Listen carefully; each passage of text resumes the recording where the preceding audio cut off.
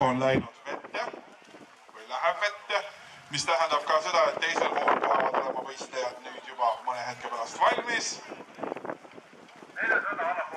Neljas rada õlad vette. Jäälõhkujad. Ja kõik on rajal ning juba ronivad teiselt poolt vette siis teise vahetuse ujujad. Ja nagu te näete, esimene võistkond esimesel rajal Jelgavas Rooni on alustanud väga teravalt.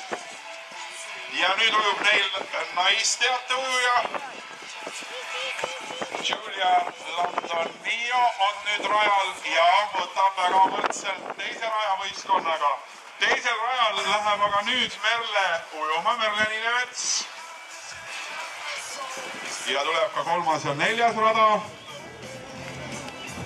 Kolmas vahetus ja nüüd on juba tulemas finaalvahetus. Saame näha, kuidas siis läheb.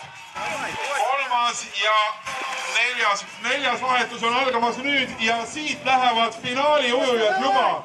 Juba tuleb viimane vahetus ja hetkel tundub nii, et teise raja võistkond Hoo-klubi on see, kes võtab selle esimese ujumise võidu. On nii, Hoo-klubi on võitnud selle.